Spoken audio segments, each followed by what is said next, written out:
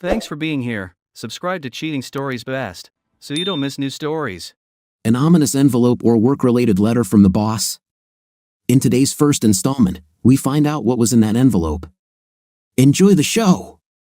After 20 years together, she simply walked out of my life. She packed her things and left as if our 2 decades together meant nothing. What the hell? For 20 years, we lived and loved each other, and when times got tough, she packed her things and left. Somehow, I didn't really blame her. These were the people she interacted with. I tried to tell her, but she knew better. Well, the hard times passed, as they always do, and guess who showed up in my life again? Yes, she crawled back. Her clothes were all worn out. She had lost too much weight and looked terrible. Like an idiot, I felt sorry for her and took her back. God, what a fifth place I was. Or maybe, deep down, I still loved her. I took her to the hospital for an examination. She was immediately admitted to room 4. They put her in order and tried to put her back together as best they could. She still didn't look healthy, but her face, that beautiful face, was still there. When she saw me, she smiled that smile that melted my heart 20 years ago. The hospital discharged her after a week, and I took her home. Over the months, I helped her recover. I pushed her to eat healthily, quit smoking, and take care of herself. 6 months later, she was as beautiful as before. That's when we made love for the first time since her return. It was just as wonderful as in the early days of our relationship. I can't describe how beautiful she was, but I felt so lucky to have a wife like her. Until she left again.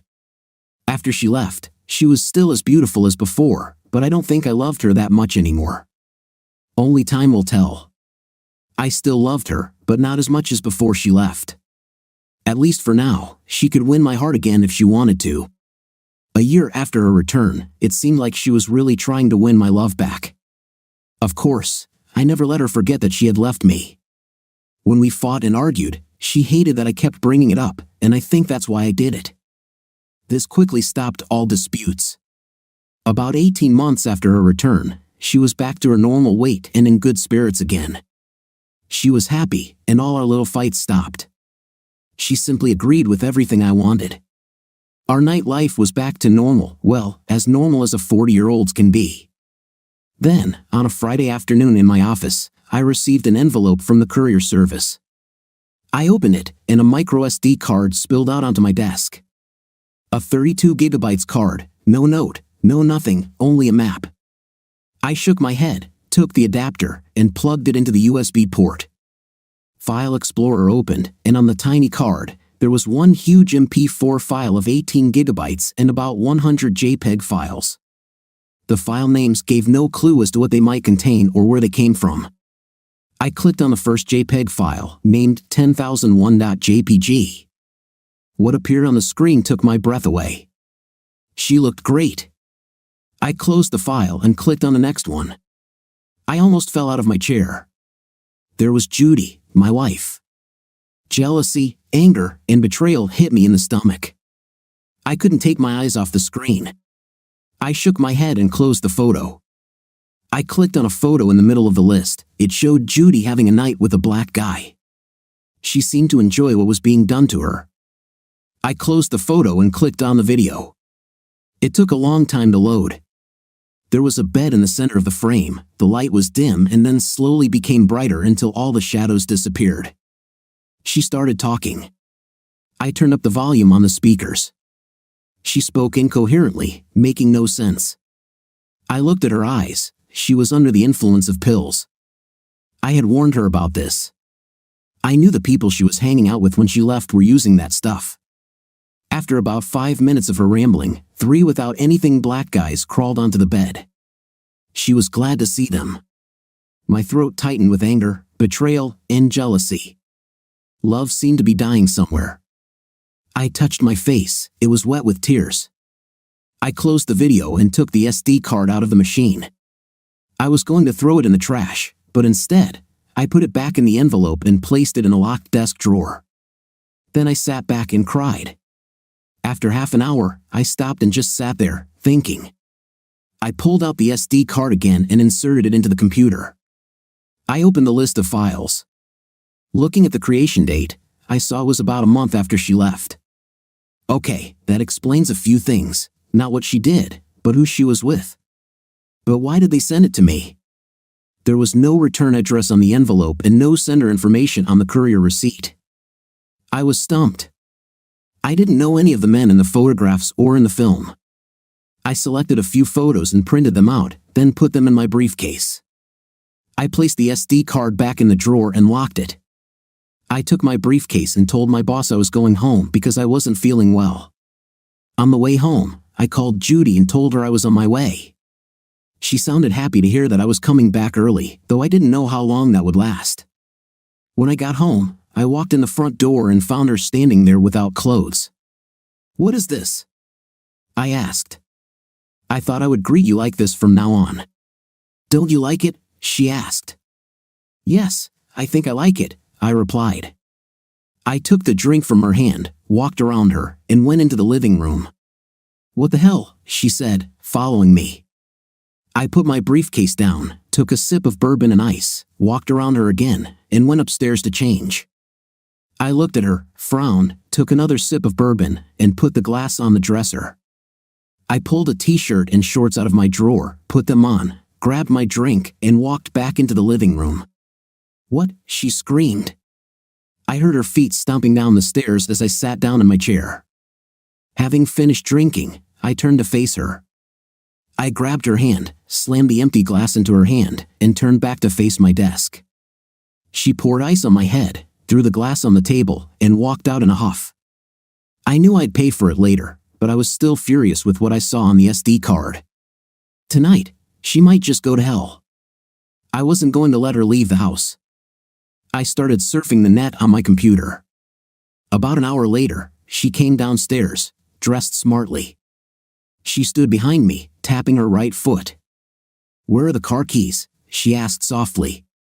I ignored her. "Where are the car keys?" she asked louder. "In my briefcase," I said. She snorted, picked up the case, walked to the other side of the table, set it down, and opened it. There were the photographs I had printed. I heard her sigh. She took a step back as if she had been hit in the chest. Then, she fell to her knees. "I wonder who it is," she said.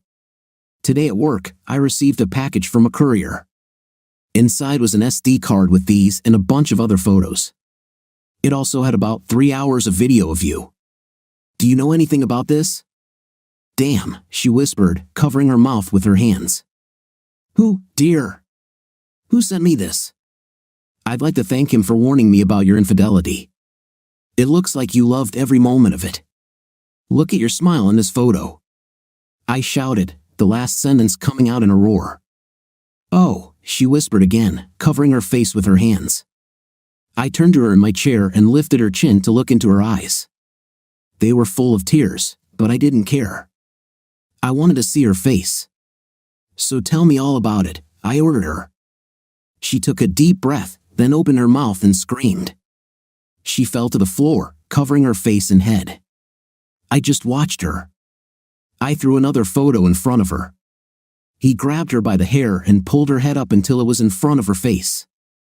She screamed again as she looked at the photo. "Please, that's enough. No more. I have 10 more photos that I want to show you. I especially like this one where you're with 2 men at once. Look!" I shouted, pulling her head towards the photograph again. She just sobbed while I held her head. "No more, please," she begged. "Then tell me all about it," I shouted. "I can't." "Of course you can.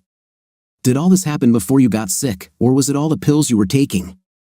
In most of the photos I'd seen so far, she looked so stoned that she probably wouldn't remember her name when she came to. I'll try, but I don't remember much," she said. I waved my hand in front of her face to silence her. I collected the photos on the floor and grabbed her hair again. "A good start," I said. Still holding her by the hair, I stood up and began to drag her. She screamed, then stood up and followed me upstairs to the bedroom. The photographs were in my hand. I threw them on the bed. I grabbed her dress, this was the one I had just bought for her, and tore it. She screamed in pain as the fabric cut into her skin. At that moment, I didn't care. She wasn't even wearing panties. I tore off her bra, only stockings and a belt remained. "Creature!" I shouted at her. "No, I'm not like that," she shouted back. "You're dressed like one of them, and I have the pictures to prove it," I shouted back. She fell to her knees again and began to sob. I pulled her to her feet. She resisted. I hit her in the face, not hard, but it hurt. "Stop it," she screamed. I hit her again. She looked at me with hatred in her eyes. Now maybe I'll get something from her, I thought. I roughly pulled her to her feet. While she was standing, I pushed her and she fell on the bed. In the photo where she was brutally, she just lay there crying. "Why the hell are you crying?" I shouted. She didn't answer. She covered her head with her hands. I just stood there, looking at her. I made a decision. I undressed. She didn't move. I approached her roughly and brought her a wet rag, which I threw on her face. "Clean yourself up," I told her. "Don't call me that." I had never called her those words before. This was the first time. "I'm so sorry. I love you so much." "Of course, you do. So much that you went off and started having an intim with 2 or 3 men at a time. What the hell were you thinking?" She just kept crying and cleaning herself up. She got up and went to the bathroom. After a while, I heard the shower turn on. I went in and joined her. I also needed a shower after what happened with a woman like her. She took the soap and started washing me. It felt nice. I stood under the running water and washed off the soap. I took the soap from her and started washing her. I wasn't gentle. She stood there, accepting everything I did. I handled her breasts roughly. I took a towel and wiped her off roughly, too. I handed her the towel, and she dried me off gently. She tried to kiss me, but I turned my head away. She kissed me on the cheek instead. I pulled away and went to bed.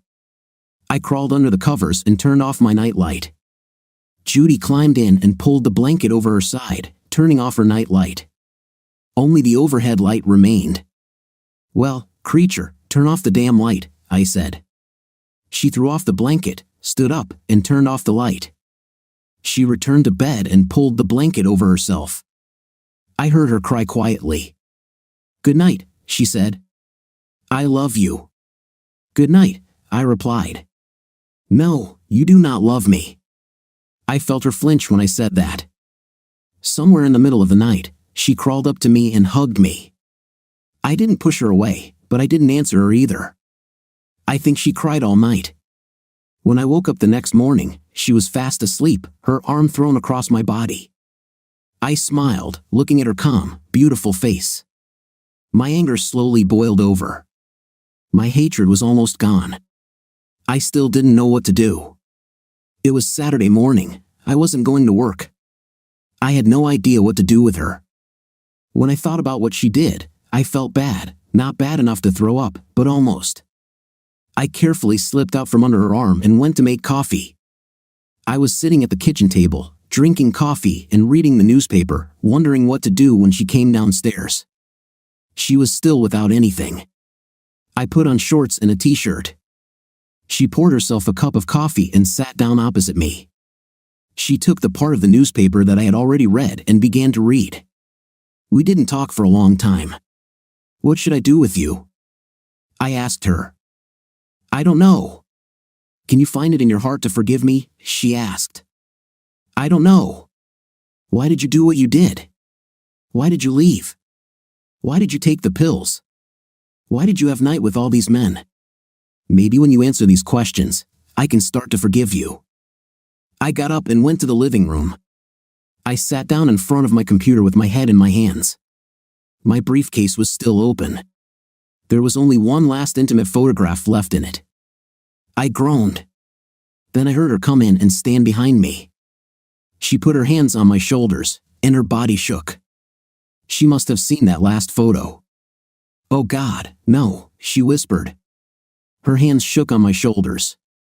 "Do you want to tell me about it?" I asked softly. I can't. I mean, I don't remember. I see a photo like this, and my brain shows me what I did before and after, but not why. I don't know why I did what I did. You know, I talked to the lady you told me about. You said I shouldn't communicate with her, but I didn't listen.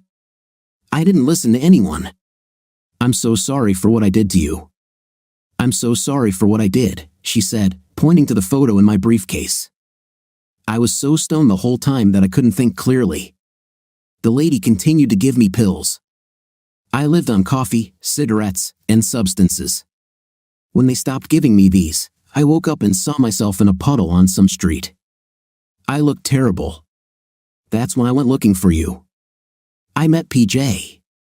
He drove me home to your house. I told him to leave. He was going to walk me to the door, but I said I could handle it. I've always been stubborn. I rang the doorbell and knocked on the door. You didn't answer. I started crying. I must have fainted. I remember waking up from the noise. I opened my eyes and there you were. I was delighted, but I couldn't move or speak. You took me to the hospital. When you did this, I realized that you still love me. I love you so much for taking care of me. I promise I will never, ever leave you again. I looked at her. Tears were streaming down her cheeks. I shook my head and rubbed my face with my hands. Judy, you have to try to remember why you left. Otherwise, we'll never be able to get over this. I can't forgive you for what you did with those men, but I can try not to think about it, knowing that you were under the influence of the pills they gave you. But I need to know why you left. Was it because of something I did? Was it because of someone else that I ignored? What? Why did you leave me? I almost cried. Tears welled up in my eyes. I looked at Judy, and she was crying too. I can't remember. Honestly, I don't know if it was because of you or someone else. I was on pills even then. There were times when I didn't remember where I lived. The lady took me home, brought me to the door, then she left. I knew how to open the door and go to bed. You were there when I went to bed. I was so tired that I just went to bed without saying a word, she said. I remember those nights. I was waiting for you to say goodnight, but you didn't. I was so sad that I just sat in front of my computer, surfing the net. I ignored you, just like you ignored me. I knew you were using, but you were an adult, and I left you alone. I should have confronted you, that's what I should have done. But in my condition, it would only have made me angrier. I remember that you were angry, but I needed a new thrill, so I went looking for the lady. She gave me everything she had so I could get high and feel good. Oh God, I'm so sorry, she said, kneeling and looking up at me, tears streaming down her face. I started to reach out my hand to comfort her, but my eyes fell again on the photo in my briefcase. I pulled my hand away, closed my eyes, and shook my head. I sat with my elbows on the table, my head in my hands, my eyes closed, sobbing. I heard Judy move. She came closer and placed her head on my lap, kneeling. I looked down at her face. God, she was so beautiful, even when she cried. I had a headache. I looked at my watch, it wasn't even 10 in the morning. I wanted to drink, but it was too early to start. Will you satisfy me? I said. Judy looked at me. She didn't smile or frown, she just nodded. She reached up to pull my shorts off. I heard her small sobs as she rose to her feet and went to the bathroom to clean herself. I sat down again, closed my briefcase, and sat there with my head in my hands, wondering what I should do. I really needed to know why she left. The rest happened in a pill-fueled haze, although she took the pills voluntarily. I thought I could forgive her. I would never forget, but I think I could find the strength to forgive her. Would I be able to trust her? Not soon. I heard her return. When I looked up, she was kneeling next to me. I shook my head. She frowned. Get up and sit in the chair, I told her. She smiled slightly as she rose to her feet, pulled up another office chair, and sat quietly watching me. I put my head in my hands again, and my headache started up once more. Do you want to put on your shorts? She asked quietly. No, thank you, I replied softly. She was still without clothes. I just sat there, thinking and listening to her breathing. "Dawn?" she asked quietly. "Yes," I replied. "Are you going to divorce me?" Her voice trembled. "I don't know yet. I have a headache. I'll go upstairs and lie down. Clean the house and then wake me up." "Of course, darling. I love you," she said, her voice full of sorrow. As I left the office and went upstairs, I heard her last sob before I closed the bedroom door and lay down, closing my eyes. Lying there, I saw all the photographs and the parts of the video that I managed to watch. I couldn't get them out of my head. I tried and tried to think of something else, but to no avail. I saw her beautiful face smiling at the camera every time I tried to understand how she could do this to me. Of course, in my imagination, she was in a frenzy of euphoria. She probably didn't know what was going on.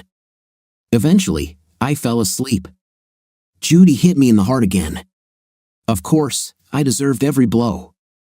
What the hell was I thinking? Why did I let my guard down so easily?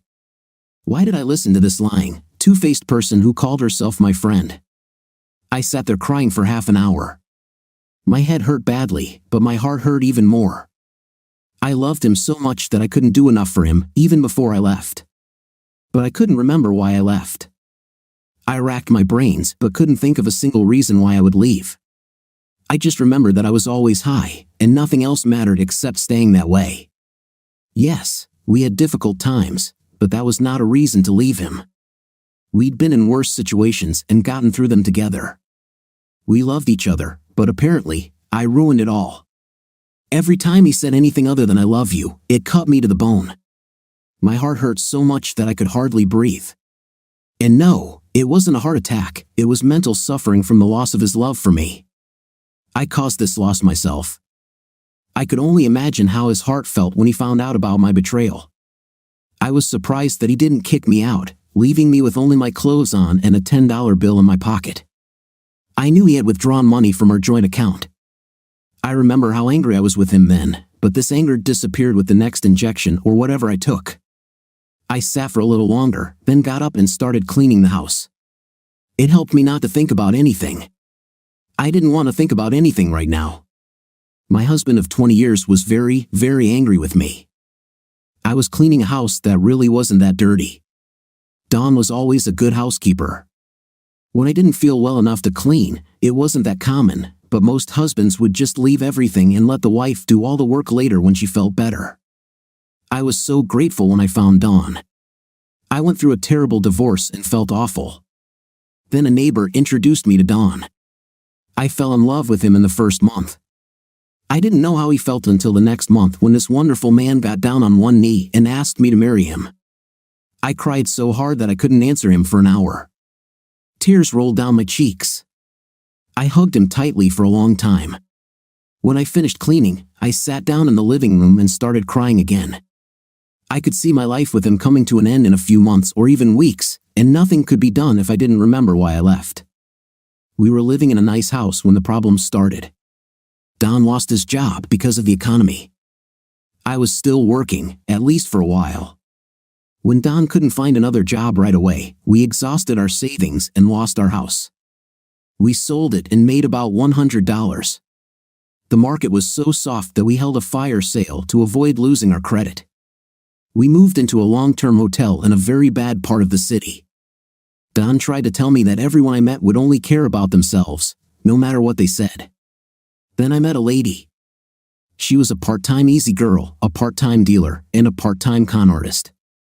This is what Don said about her when he met her. Don was good at recognizing people quickly. I think he learned this when he was a police officer. This was another sad period in my life, not all the time, but only during those moments when he was sent abroad and I couldn't go with him. I worked at the base, and when he wasn't there, a lot of guys would hit on me until they found out he was a cop. All I had to do was call Don's best friend, and he would deal with any annoying guy. Danny and his wife Belinda were two of the most wonderful people I knew at the time. I still miss them. I was very tired and went upstairs, climbing into bed with Don. I immediately fell asleep. Judy, I woke up to the darkness and the smell of cooking food. I was hungry. I got out of bed and went downstairs. Don was in the kitchen cooking. He was an excellent cook, and when I couldn't cook, he always prepared something delicious. I stopped in the doorway, watching him. He saw me, nodded, and pointed to the kitchen table. I saw 2 covered places. He carefully went and sat down in his usual place at the table. Don watched me. I was still without anything. He got dressed again, in shorts and a t-shirt. I had never liked walking around the house without clothes before, but now I felt a freedom I had never felt before. I didn't know what Don thought about it, but he didn't say anything about my outfit without clothesness. He was cooking something simple: scrambled eggs, fried potatoes with sausage, and biscuits. It smelled so delicious it made my mouth water. Don took my plate and put the food on it. When he placed it in front of me, I smiled. "Thank you, dear," I said. "Please," he said quietly. I swallowed my pride once more and simply nodded. It was like a knife to the heart. I sobbed as I looked at the food, no longer feeling hungry, but somewhere inside I felt an excitement I had never felt before. I shuddered from my thoughts and mechanically started eating. I couldn't taste what came into my mouth. When I finished, I sat watching Don. He ate without looking at me. When he finished, he pushed his plate away, stood up, and looked at me before walking away. "Clean up after yourself," he said. I almost choked on my orange juice.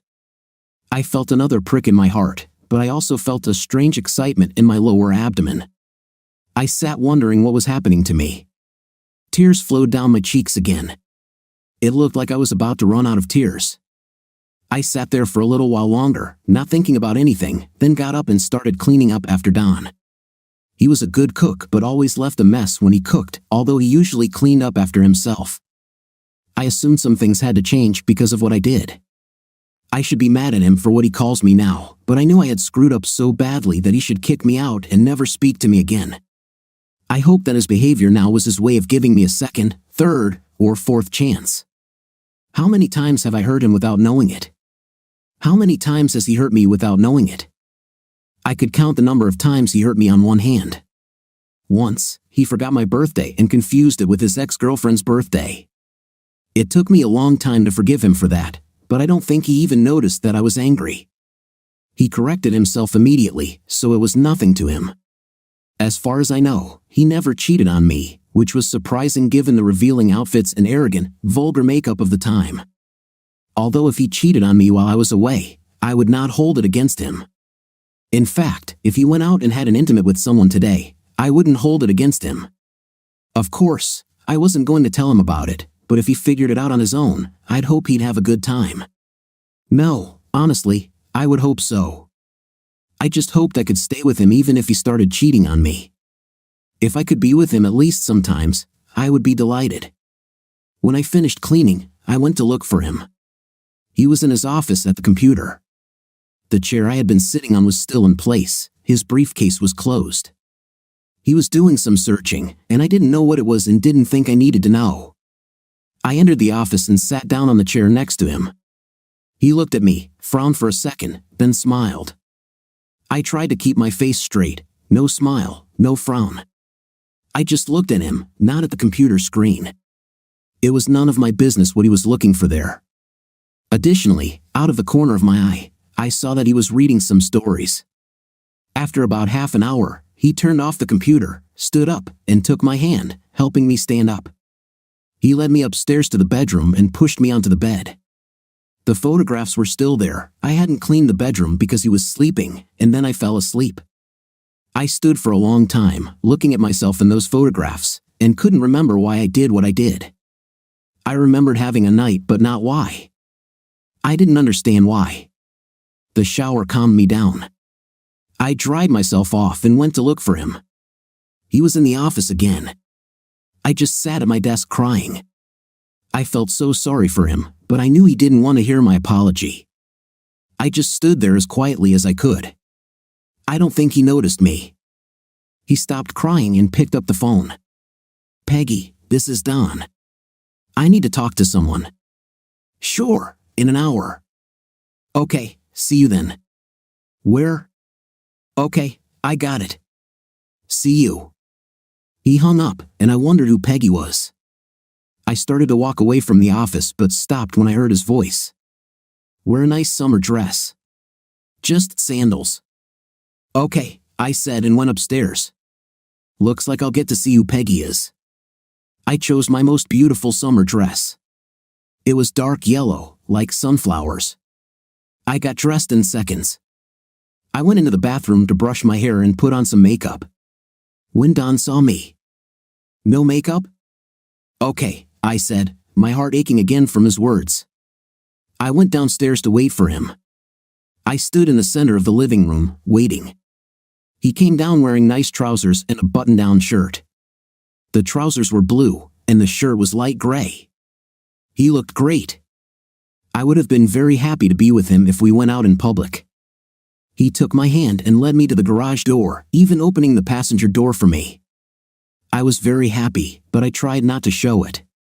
He got behind the wheel, started the car, opened the garage door, and drove out. It took us an hour to get to a small shopping center that I had never been to before. He parked next to a bar. When he turned off the engine, he took out a $20 bill and handed it to me. "Go to the bar, get yourself a drink, sit at the bar, and wait for me." What? What did he just say? "Don't say a word, just go," he ordered. My mind was racing as I opened the door and walked out. I looked back at him, and he simply waved his hand towards the bar. I wanted to cry. I wanted to scream, but I just turned around and walked towards the entrance of the bar. When I opened the door, I heard our car drive away. I walked into the bar, praying that Don would come back for me. I prayed for him to return. As I sat down on a bar stool, there weren't many people in the bar at this time of day. "What can I pour you, miss?" asked the bartender. "Virgin Mary," I answered. He nodded and went to make it. I had worked in a bar not long ago. He brought me the drink. $3.50, he said. I threw a $20 bill on the bar. He took it and brought me the change. I sat, drinking the tomato juice, wondering how long I would have to stay here. "Don, I just dropped Judy off at the bar." "Why?" I did not know. I was meeting an old high school friend on the other side of the mall, and I didn't want Judy around while I was talking to her. Peggy stood at the entrance to the store she was talking about. I pulled up next to her, rolled down the passenger window, and looked at her. "Can you give me a lift, madam?" I said, smiling. "Madam? Did you call me madam?" she shouted, laughing. She walked to the car and got inside. I drove off and parked in the middle of the lot. I turned off the car and opened the window. It was a beautiful day. "So, what's the problem?" Peggy asked. I hung my head, trying to figure out where to start my story. Then she hugged me, and when I turned my head to look at her, she kissed me hard and with tongue. I kissed her back. I knew I shouldn't have done it, but I liked it very much. When we pulled away from each other, we both sighed. "Wow, that was very nice," I said. Peggy smiled and took my hand in hers. "I've always wanted to do this. There's something else I want to do with you, but that can wait." "What is the problem?" she asked again. "Judy," I said. "What did she do this time?" asked Peggy. This wasn't the first time I'd talked to her about my wife, and if Judy had known, I would have been in trouble. Peggy and I were just friends, not friends with benefits, although judging by what had just happened, she wanted some benefits. About 3 years ago, she left me. "What? And you didn't call me then?" I looked at her and started again. About 3 years ago, she left me. She didn't say why, she didn't say where she was going. She never called. I didn't see her until 18 months ago. She was on a drinking binge, pills, alcohol, who knows what else. I took her to the hospital, cleaned her up, and we were together again. I was happy, she was more than happy. She couldn't do enough for me. We had more intimate after she recovered than in my entire life. And then, last Friday, I received an anonymous package. It contained an SD card with photos on it. I pulled them out of the central glove compartment and showed them to Peggy. She was shocked by what she saw. "Oh God, Don, I'm so sorry, she said, choking up. Thank you. If you look at her eyes, she's so stoned she probably doesn't know her name. There was also a video on the SD card. In it, she thinks she speaks coherently, but it's complete nonsense. She was so stoned that she couldn't even speak. So, I think I can forgive her for what she did in the photos and videos, but I can't forgive her for leaving and putting herself in this situation without telling me why she left. You really love her with all your heart, don't you? Peggy asked, a question to which I had no answer. I don't know, I said. So you're saying you could just leave her? I don't know that either, I admitted. Dilemma, then. Yes, that's why I came to talk to you. Where is she now? She's at the bar on the other side of the mall. God, this is a diner. Let's go get her. I think I need to talk to her before I can help you. What, seriously? Are you kidding? I exhaled. No, I am not joking. Don't I have a degree not only in medicine but also in psychiatry? Do you have any? I think I'll have to trust your professional opinion. Oh, enough talk, Peggy said, laughing. Park closer. We'll both get in. Perhaps it would be helpful if we all had a drink together. She doesn't drink anymore, and me too. Well, I'm drinking. I parked as close as possible. We both got out of the car and headed towards the bar. I spotted Judy at the bar. She was talking to the bartender and shooing away guys who tried to approach her. She didn't see me. As Peggy walked past me, I grabbed her hand and pulled her toward the booth. Why don't we watch for a while? Spying on your wife is not a good idea, she said quietly, standing up and walking towards Judy. I stood up and hurried after her. The bartender appeared to be preparing another drink for Judy. I watched him closely as he made an extra strong Bloody Mary. I was amazed that Judy would order this. I approached her, with Peggy behind me. Oh, hi. Time to go, Judy said, completely soberly. How many of these did you drink? I asked. Only one Virgin Mary, she said. I just ordered another one. I nodded and looked at the bartender, who brought her a drink. The lady wanted a Virgin Mary, I said. And who are you? He asked. I am her husband. Are you trying to get her drunk? I asked loudly. He poured the drink down the sink before Judy or I could taste it. 3 bottles of beer, unopened, I told him, and 1 water without gas. I heard Peggy laugh. Judy looked back at me. Thanks for noticing that, honey. Who's your friend? Judy asked. Judy, this is Dr. Peggy Farr. Peggy, my wife, Judy Carlson. It's nice to finally meet you. Judy hesitated for a moment, then took Peggy's hand and held it for a moment. Nice to meet you. Who are you? She asked. Why don't we find a booth? I suggested. Of course, we can do that, honey, Judy said sweetly. She didn't say it with irritation, just curiosity. I grabbed 3 beers, and Judy grabbed the water and threw a $5 bill on the bar. The bartender wanted to say something to her, but she just looked at him, so he turned away and walked off. We all went to a booth and sat down. I slid next to Judy, seating Peggy across from us. Judy looked at me, and I grabbed her hand, holding it tightly. She smiled and did not withdraw her hand. Judy, I'm Don's therapist. He's been coming to me every now and then for the last 10 years or so. We went to school together. Yes, the same one we graduated from in the same year. We lost touch when I went to medical school. So you're a psychiatrist? Judy asked. Yes. So you're also an ordinary doctor? I am. Can you help us? Judy asked, almost in tears. I hope I can. Is there something you want to talk about now? Peggy asked. I forgot why I left my husband, and I wish you would stop calling me dirty, vile names, Judy sobbed, tears flowing from her eyes. Don, Peggy said sternly. I scratched my head with one hand, while Judy held the other. I've been an idiot the last couple of days. I was very, very angry at her and very hurt. I used some euphemisms that I probably shouldn't have used. I'm not going to apologize because that's what I really thought at the time. I'll probably use them in the future if I think it's appropriate, but I will say I won't use them as often if it doesn't work. Nonsense, Peggy told me. Stop calling your wife dirty names unless she asks you to. Yes, madam, I said. Peggy looked at me. Judy wiped her eyes with a napkin.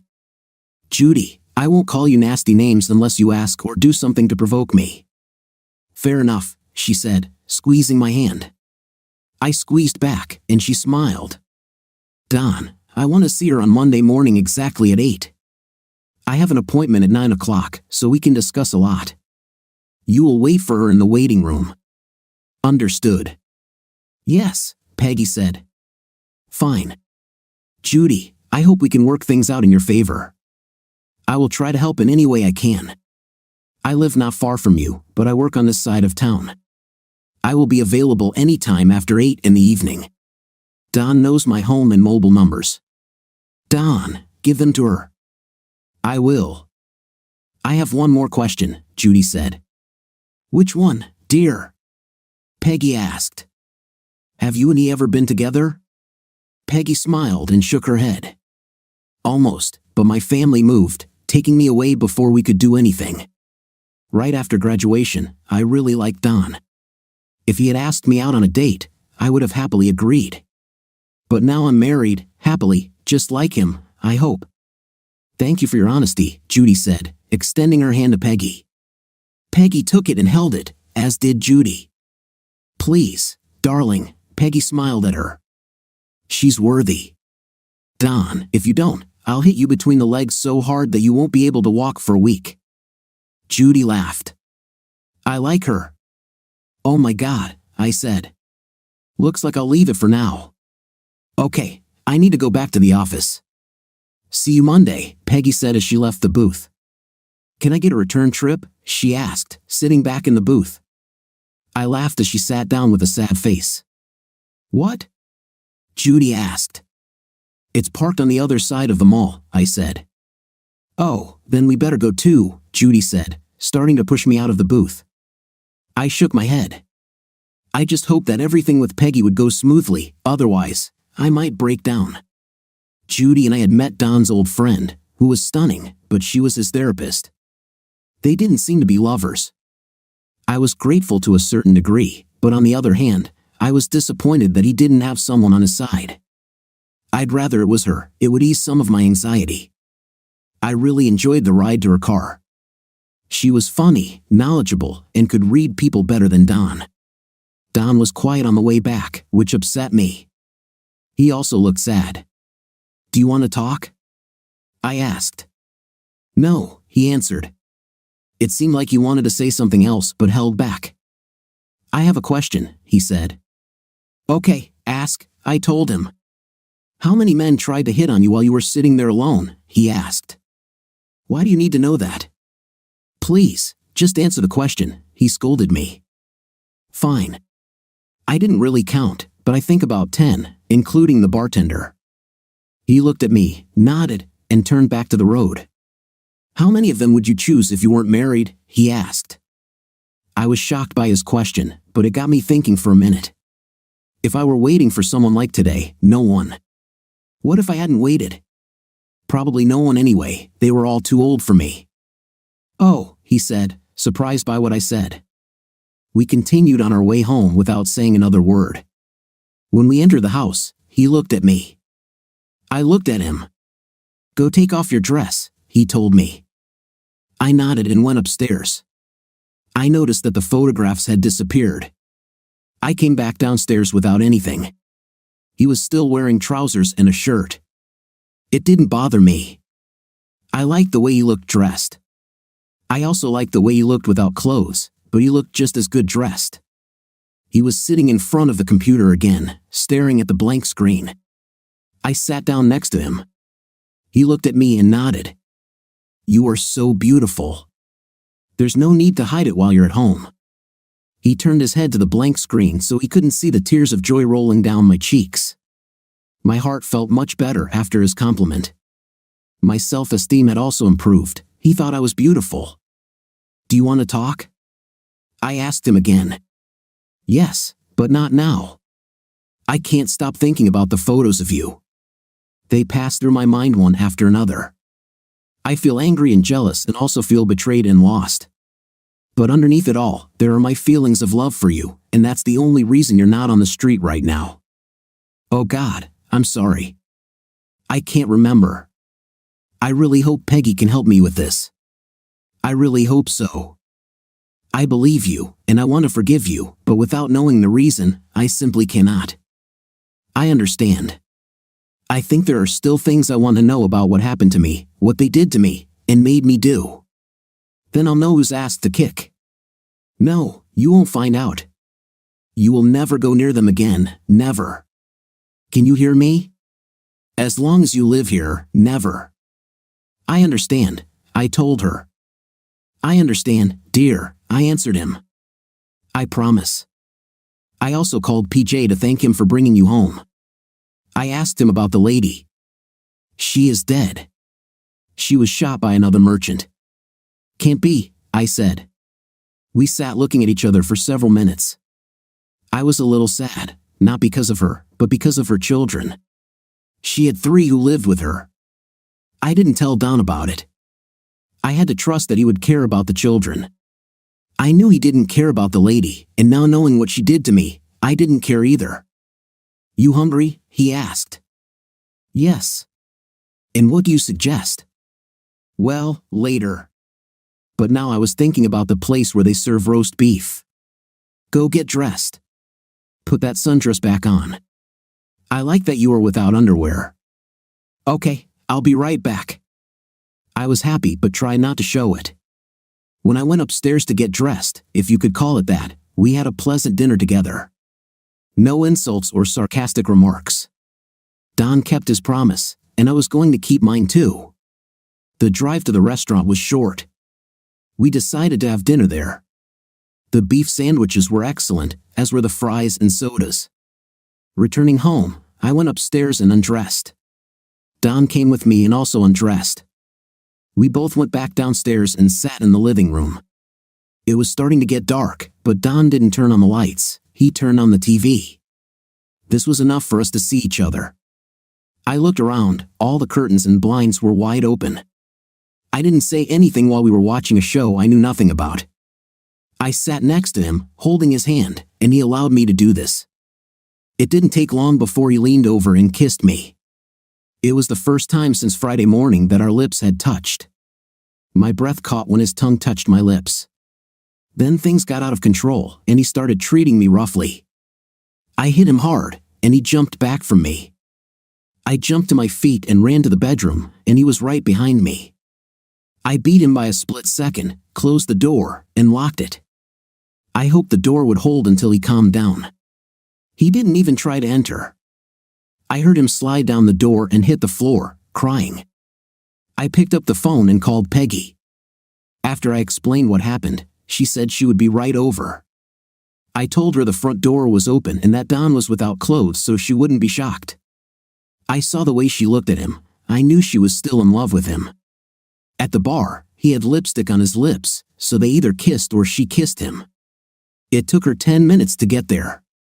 Don was still crying in front of the door when I heard her voice from the other side. I opened the door. Don slowly fell back into the bedroom and lay on the floor at my feet. Peggy sat next to him, speaking to him in a soft, soothing voice. I sat down and held his head. What happened? Peggy asked softly. We had a little fun after dinner on the sofa. I told him that he was hurting me. The pain intensified. Then I hit him very hard. He jumped back, and I ran here and locked the door. He just collapsed in front of the door. Then I called you. Will he be okay? Peggy asked. I don't know, and I won't know until he comes to his senses and starts talking. Let's put him to bed. Peggy and I pulled and pulled until we got him into bed. Why don't you get dressed and come downstairs? We'll talk. I'm fine the way I am, if you don't mind. Why does this suit you? She asked. I promised Don that I would be without anything in the house if he didn't tell me to get dressed. I intend to keep my promises to him. Okay, let's get a drink or something, Peggy said, heading downstairs first. When I went downstairs, I showed Peggy where the alcohol and mixers were and grabbed a soda from the refrigerator. I sat down at the kitchen table and waited. Peggy mixed herself a bourbon and ice and sat down across from me. Tears streamed down my cheeks. Peggy just looked at me while I drank my soda and cried. Peggy reached across the table, taking my hand in hers. I just looked at her with sadness. She smiled and squeezed my hand. Judy, I'm afraid you'll have to choose your words carefully when he makes love or is intimate with you. Any little thing can throw him off balance. He was traumatized by what you did, what you might have been forced to do, and the fact that he doesn't know why it all happened. So, she said as I sobbed, will he ever get over it and be able to put what I did behind him so we can have a normal night life, let alone a somewhat normal life? To be honest, I don't know yet.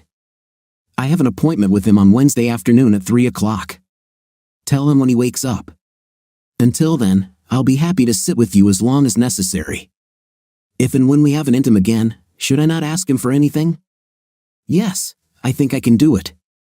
I really love him so much that my heart is ready to burst with joy. I understand. I really do. I feel the same way about my husband, who is sitting in the car waiting for me. Oh my God, I shouldn't keep you. It's okay. He understands. When we got married, he realized that my patience comes first and he comes second. No, I can't do this to you. Go, I'll be fine until Don wakes up. I'm here, he said from the kitchen doorway. He was still without clothes. Oh, I squealed, disappearing from view when I saw Peggy. We heard him run upstairs. We sat and waited for his return. Peggy drank the rest of her drink and smiled. So, this is the first time you've seen him without anything? I asked. She blushed. Yes. Did he live up to your expectations? She blushed again. Yes, her voice partially choked by passion. Don returned to the kitchen, looking at us with confusion. He went to the refrigerator, took out a beer, and sat down at the table. He took a long sip before saying anything. First of all, Judy, I'm sorry for hurting you and scaring you. Secondly, Peggy, sorry about the nudity. This will not happen again. It's a shame, Peggy said, pouting her lips. I laughed. Thank you, dear, for your apology. He took my hand and squeezed it gently. Have you calmed down yet? Peggy asked him. Yes. I realized what I had done when she slammed the door in my face. As soon as this happened, I just passed out. I never meant to hurt her, even because she left me. I just wanted to understand the motive for her leaving. Everything else was done to her under the influence of substances and the power of suggestion. Short and to the point. You're starting to sound like me, Peggy told him. Now tell the truth. Okay, I wanted to beat her to a pulp. I wanted to hit and kick her until she was on the verge of death, but this opportunity was taken away from me. Would I really do this to her? I doubt it, but these were the thoughts that kept me going until she came back. Now I just want to love her, but someone is taking that away by showing graphic photos and videos of what was done to her. Peggy clapped her hands. Don looked at her with hatred in his eyes. Yes, it was really good. You know that I know you would never directly harm this woman. That's why you called her all those dirty names, Peggy said, standing up. Well, I'm going to leave. Dale's waiting in the car, she told Don. Oh my God, you brought Dale with you, he said, as if he wanted to hide under a stone. Yes, I had drinks with you and then dinner, so he drove the car. Does that suit you? She asked. Certainly, certainly, he replied, lowering his head. Peggy patted him on the head. Be a good boy, or I'll hurt you, and I won't need Dale's help. Understood, she told him. Got it, Don replied. Goodbye, Judy. I'll see you tomorrow, Peggy said, turning and leaving the house. He hugged me, and I hugged him back. I pulled away, looking at him point blank. There was still lipstick on his upper lip. I tried to erase it. Sit still. You have lipstick on your upper lip. Who did you kiss? I asked, wiping off the lipstick. Not with anyone, with you, he said, thinking he had caught me. I didn't wear lipstick today. Remember, you told me not to wear makeup. Peggy was wearing lipstick, exactly the same shade as this one, I said, pointing. Damn, he croaked. Okay, she kissed me. I was as surprised as anyone, he said. She told me something else, but I just ignored it. It's been a long time since I called her. What else did she say? I asked softly. Well, when she kissed me, I answered her. I don't know why, but I wanted to. You wanted to kiss her since you met again? I asked. Yes. Sorry, that's not necessary. What else did she say? I asked again. She said she wanted something more from me, but this was not the time or place. Would you like to take advantage of this at some point? I asked. No, not at all, he gasped. I sat there looking at him, feeling how excited he was. I smiled. I loved him so much, but could I let him do what they clearly wanted? Would Dale allow his wife, even if I had not met him, to sleep with another man? Listen to me very carefully, Don, I began, looking into his eyes. When I was sure I had his attention, I continued, Don, if you ever get a chance with her, please do it. I say this from the bottom of my heart. I want you to do this if you think you can, without jeopardizing her marriage. I would hate it if you did this to her. Don's eyes widened in surprise. If what happened to you hadn't happened, would you have been as loving as you would have allowed me to do what you just said? I knew he was confused. Don, it has nothing to do with what happened to me. It has to do with lost love and finding that lost love. I've never experienced lost love. I hope I don't have to. Time will tell me, but you have a chance to experience the love you have lost, or at least intimate with a woman whose love you've lost. I want you to experience it before it drives you both crazy. He covered his face with his hands and started crying. I hugged him and didn't say a word, I just kissed the top of his head. He removed his hands from his face and hugged me, trying to keep his face away from me. I think he didn't want me to see him cry like a baby. Still crying, he raised his face and looked at me with tears in his eyes. Then he kissed me hard and continued to kiss me until he stopped crying. When he finally pulled away, he looked into my eyes. I want to thank you for what you said, but I'm not going to do anything that would make you think that we are equal in our actions, he shouted the last word. I slapped him and got up from his lap. You know you're paranoid, you know it. Do you want to know the real reason I want you to? I said.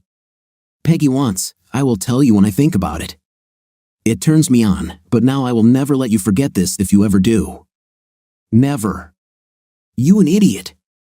I shouted the last word at him. My mother was married when I was born, he answered. But not when you were conceived. She told me everything. Your mother was a good, approachable woman, and you're just a nasty man. I turned and left. I quickly went upstairs and locked the bedroom door. He followed me, but not quickly. He knocked on the door. Go away! I shouted. Darling, I'm sorry, he said. Leave. I'm not in the mood to talk right now. Just leave me alone for today. You broke your promise. Think about it, idiot. I heard him leave. A little later, I heard his car pull out of the garage, and the garage door closed. I cried again. Half an hour later, I carefully opened the door and went downstairs. He was absent. I looked around and found his cell phone on his desk in the office. I couldn't even call him. I looked at the last number he dialed on his phone. It was Peggy's number. I called back. Peggy said, I'm already on my way. What's so urgent, Dawn? This is Judy. Dawn left. Were you planning to meet somewhere? No, I was on my way to talk to you. Why did he leave? She asked. I'll tell you when you arrive. Okay, honey, I'm already pulling into the driveway, she said. I hung up. I heard the car door close, then someone knocked on the front door. When I opened it, Peggy was standing there. I let her in. I cried. I did something very stupid, I told her. What exactly, dear? She asked, heading towards the sofa. She sat down, and I sat next to her. I saw your lipstick on his upper lip, I began. You didn't accuse him of treason? No, nothing like that. Oh God, how can I say this? He said you hinted that you wanted more than just a kiss. Oh yes, it's bad, but I always joked with him like that, she said. Is it true? He didn't tell me this. He thought you really meant it. Oh, okay, you caught me in a lie. I'm sorry, but I really want him. What exactly do you want to do with him? I asked, wanting her to be explicit. I want to make love to him. I want him to make love to me, then I want him to keep going until I'm exhausted. Is this what you wanted to hear, honey? That's it. What did you tell him? I told him I'd be okay with him ending things with you if he ever got the chance. Oh my God, she whispered. She looked at me for a minute, studying my face. You'd really be okay with that, wouldn't you? Yes. He thought I only said it so he would do it and I have something to hold over him. He called me a liar, I said, tears flowing down my cheeks again. Okay, Peggy said, looking around. Someone I promised to help just caught me in a lie. I never lied to my patients. Judy was my patient, and I lied to her. She caught me, stupid.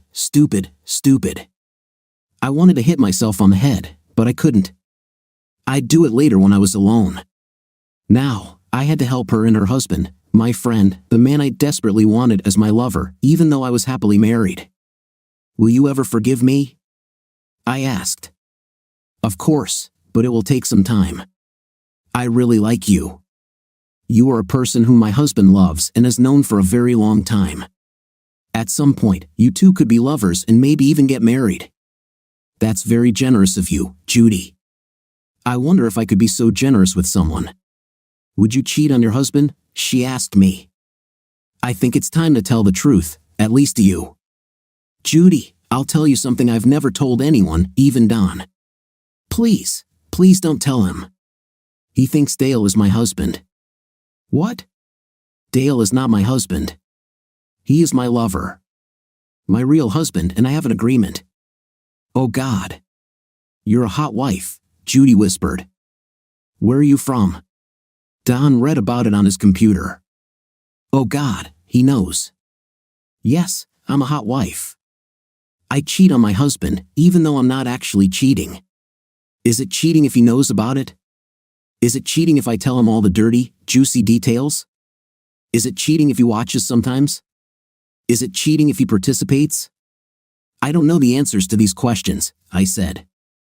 Judy looked at me with admiration. Don't look at me like that, I told her.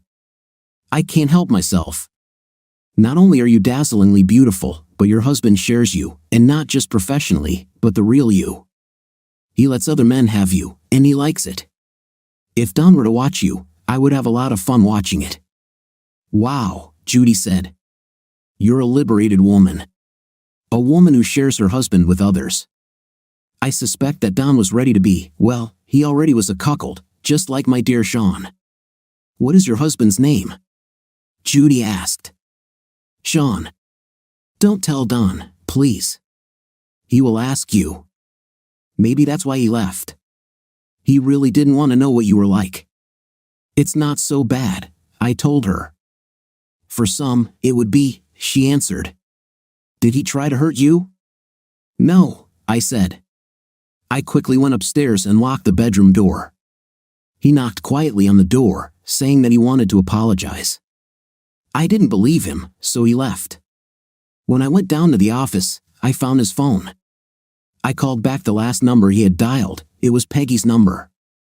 It's clear, Peggy said as we both looked at the garage door. The door opened, and a car drove in. The sound of the door closing warned us that someone would come through the kitchen door. Don walked in and looked at us both shyly. Judy wanted to get up and go to him, but I grabbed her hand and stopped her. She looked at me. Let him come to you, I whispered in her ear. She nodded and sat back down. Don looked at me with something I thought I would never see him look at me with, hatred. I didn't need him to be like me, to be his therapist. He just needed to talk to me. The hatred disappeared. I took a deep breath. He came up to us. "Judy, I want to apologize to you for calling you such a terrible name." "What kind of name is this?" she asked him. "I'm really sorry. I promise to never call you that again." "You already made that promise not more than 2 hours ago, and you broke it an hour after you made it. Why should I trust you now?" Oh, she was good. Now I really like her, I thought. Don actually dropped to his knees. "I pray that you find it in your heart to forgive me for breaking that promise. I really do." Don was good in his own right. "I'm a fool, aren't I?" "I think it's time for me to go," I said quietly. "Oh no, you don't," Judy said, grabbing my arm and holding me there. "Don, she is here. She agrees, and her husband wants it. Oh God, now he knows. Was he stupid? July had just explained it to him. She is here. Have a night with her. I want to watch you with your high school sweetheart, the one you lost but now found." He shook his head. This was happening. Don was about to have intimate with his high school sweetheart, and I was so happy for him that my jealousy and hatred melted away. The only thing I felt was love and passion, love for him, and, strangely, passion for Peggy. I wanted to kiss her like Don did. I just sat and watched my husband kiss her. It was every man's dream, 2 women at the same time. The 3 of us had a night. "We're fine?" he asked when we finished. "Of course," I said. "Expensive, certainly. I really enjoyed watching you. Maybe you know, once is enough. You know I still love her, and she still loves me." "I know. She told me this before. But the real question is, do you love me?" I asked. "I know you love me," he said. "You're right. I love you more and more every day." I was happy on the inside but tried not to show it on the outside just yet. "Thanks for this. I love you more than you can imagine." He looked at me. He wanted to say something, but Peggy came out of the bathroom. "What?" she asked as Don and I stood looking at each other. "Nothing," I answered. She nodded, came up to me, and kissed me deeply. "Goodbye, dear Judy. I will see you tomorrow." Then she kissed Don just as hard. "I'll see you too, but not as your therapist. I'll call you and set up a meeting with a colleague in the same office." "Fine." I was starting to have doubts about telling you about Judy all the time. Someone we both don't know will be good. You keep working with Judy, and I'll go to someone else. Glad you don't mind. You'll still come with Judy, right? "Yes, of course," Don said. She was out the door before we could say anything. Don pulled up his pants and hurried to make sure she made it to the car. He quickly returned, and I saw Peggy's car leave our yard and speed down the street. Don gently took my hand and led me upstairs. He sighed. "I love you," he said. "I love you," I replied. We fell into bed, hugging each other, and fell asleep. Don and I were sitting in the waiting room at Peggy's office. I'd been here a few times now, trying to calm down after talking with Peggy.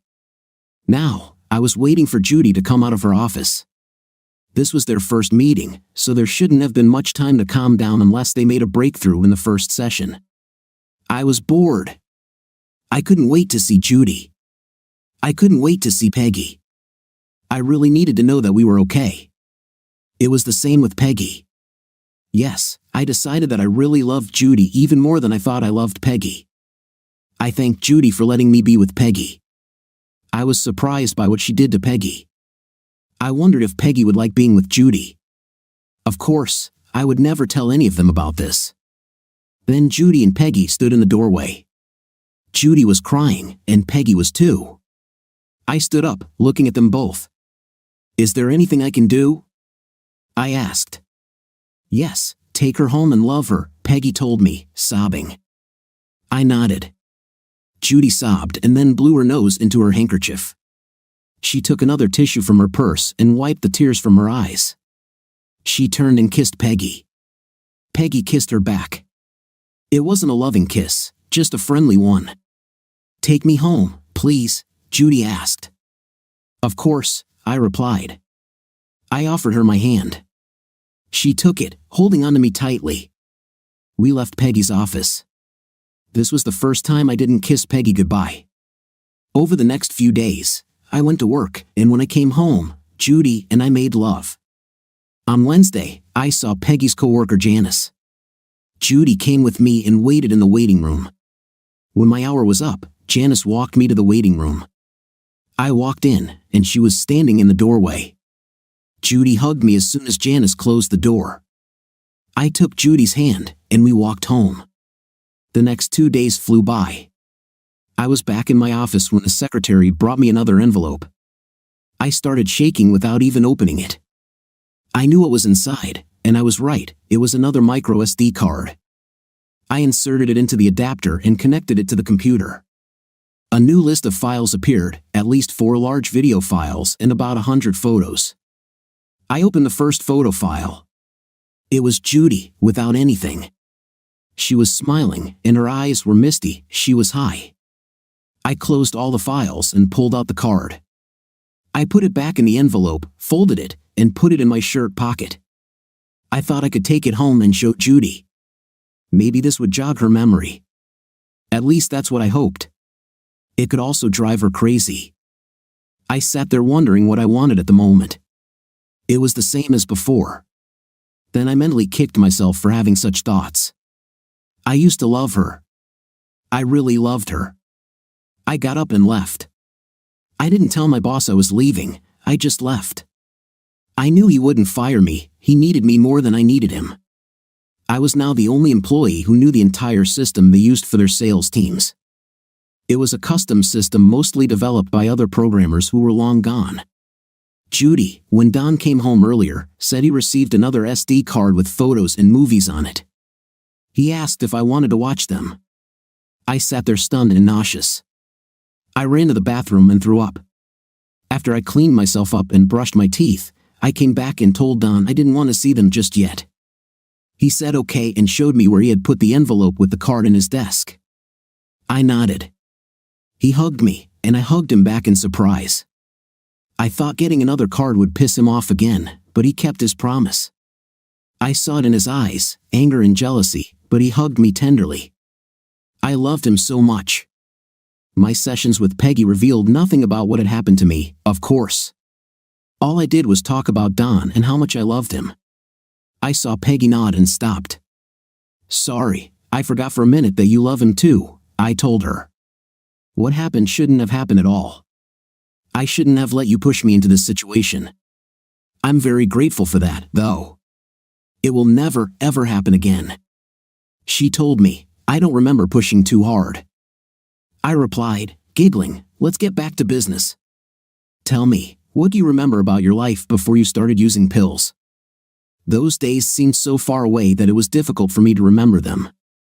Peggy said it was because of the pills and maybe I should start a little earlier. I nodded.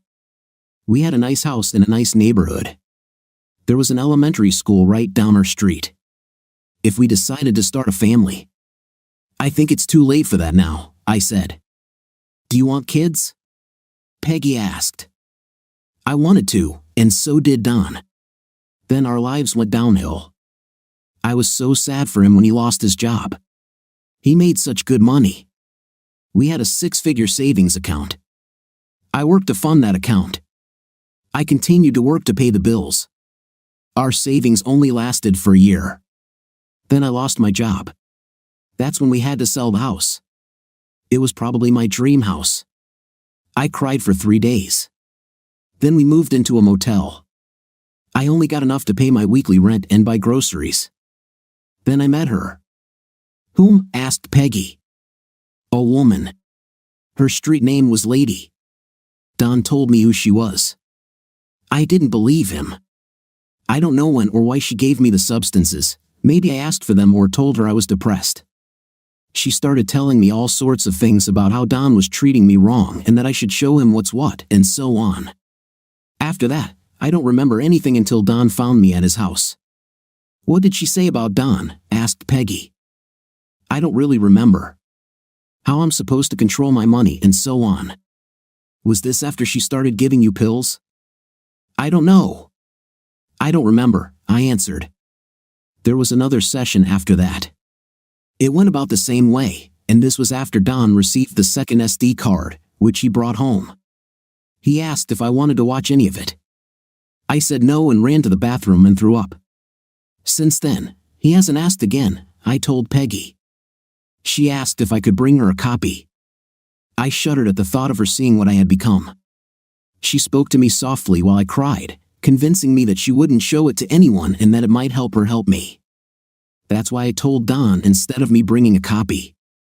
Don brought it to my next session. It was Friday again. I anxiously waited for Don to come home, wondering if he would get another SD card. The last 2 Fridays, he came home before 3. It was already well after 3 when he arrived. I looked at him, he cried. He tossed the envelope onto the kitchen table.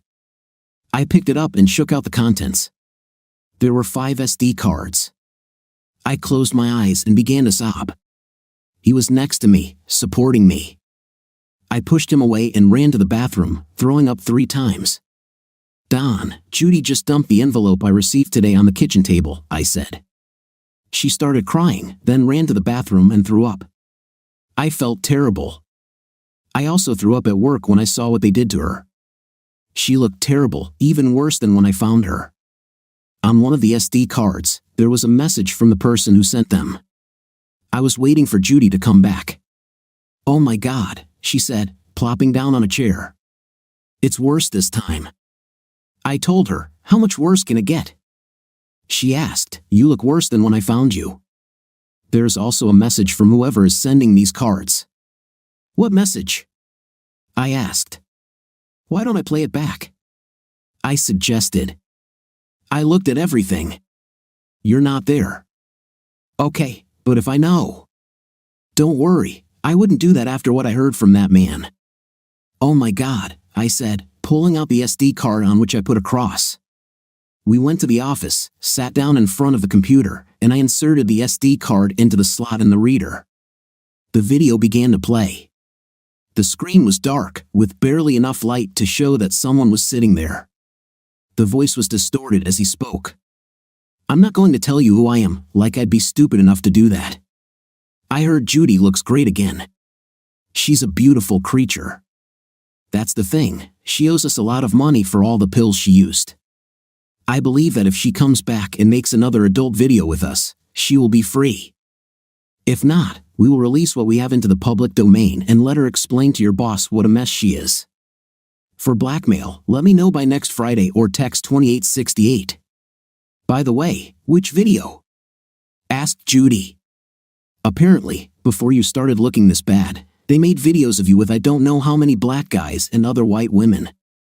I saw you with I don't know how many women, black and white. You seem to have it all, equally. Oh God, she cried and ran to the bathroom. I just sat there, feeling like I was ready to throw up too.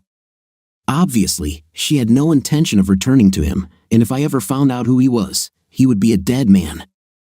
Judy, I just listened to a man who was trying to blackmail me into making another video for him.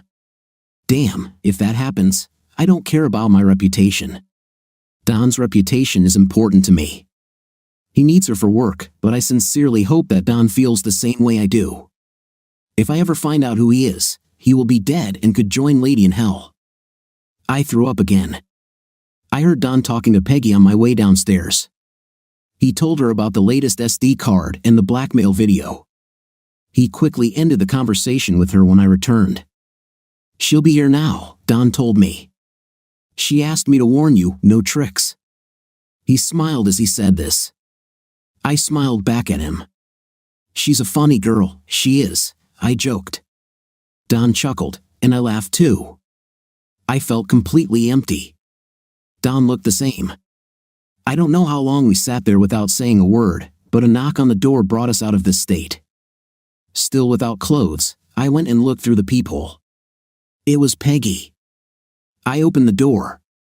She came in, closed the door, and hugged me tenderly. I sighed when she did. I took her to the office. Don didn't even turn around until she addressed him. Don, she shouted. He turned in his chair, looked at her, and began to cry. Peggy pushed me towards him. I went and hugged him. He hugged me tightly and whispered, but I couldn't make out what he was saying. "Speak up, dear," I asked him. "I love you, I love you, I love you," he repeated. Peggy pushed me away from him and hit him in the face. He kept repeating, "I love you." She hit him a second time, harder, then a third time. He turned in his chair, stopped talking, and looked at us. "No more, please," he asked. Peggy nodded, lowering her hand. "Make me copies of what you have, especially this blackmail video. My husband has software that can identify his face and real voice. Don't worry, he won't show it to anyone but me. As for the others, only I will watch them. I promise." I made copies of all the files for her. Judy came into the living room while I was working. Peggy stood behind me, talking to me the entire time. "I want to say that I enjoyed it with you and Judy, but it will never happen again. Even if my husband wants me to, I won't ever do it again. I know it won't happen," I told her. "Oh, I thought, no, just no." "Okay, I'm glad that's cleared up," she said with a hint of hysterical laughter in her voice. I finished copying, marked the blackmail videos with an X, and put them in an envelope. I handed her the envelope. She nodded and walked out into the living room. I went out there and found her sitting next to Judy, who was talking to her very quietly. Judy nodded and cried as Peggy spoke to her. I waited on the other side of the room until they finished. When Peggy got up to leave, I went to her and hugged her. I hugged her tightly. She gasped but hugged me back. I let her go and took a step back. She smiled at me. I nodded to her. We looked at each other for a few more seconds, then she walked out the door. I stood there looking at Judy. Judy looked at me. I smiled, feeling my heart beating in my chest. Judy just sat there quietly. I extended my hand to her. She took it in hers. I gently lifted her to her feet. She smoothly flowed into my arms. I sighed, placing my hands on her bare back. She was so soft. "I love you," I told her. "I love you," she replied. We stood there for so long. Then I took her upstairs and made love to her. "Peggy, I gave my husband the SD card with the video with strict instructions not to show it to anyone." He nodded and went to his office. I took my laptop and sat on the sofa. I inserted one of the SD cards. A file manager appeared. I looked at all the files. Some were just images, others were videos. I started one of the videos. I paused it and opened the picture manager to see all the photos. Judy looked terrible in all of them. I started to feel nauseous when another video started. When I clicked on it, it had music and credits, just like in a Hollywood film. I let it play.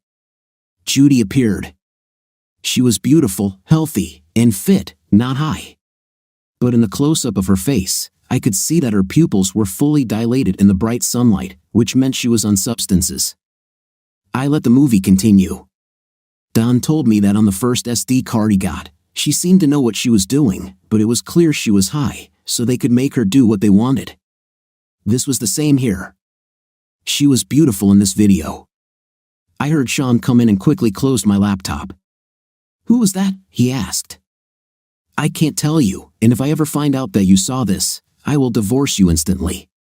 Do you understand, mister?" I scolded him. "I understand.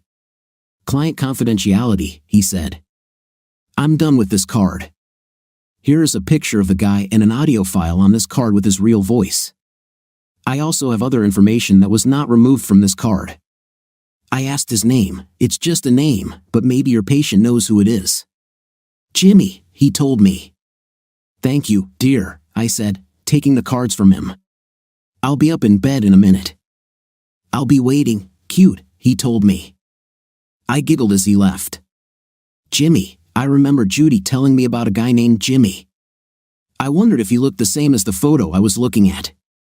Well, tomorrow is going to be an interesting day for Jimmy. I knew Don wanted to talk to him. I was also sure that Judy wanted to talk to him. I even started wanting to talk to him myself. I hid the SD cards, even though I knew Sean wouldn't look for them. He was honest with me. I headed to bed with my husband.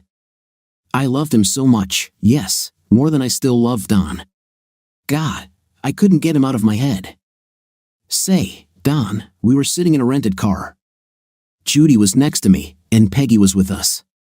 I don't know why she said that, Judy, or I might need a witness. I told her that if something bad happens, I don't want witnesses. She just snorted at me. As soon as Judy and I saw the photo, we knew who it was. Jimmy! Judy screamed. I thought that idiot was my friend. I said nothing. I didn't think it was time for I told you so.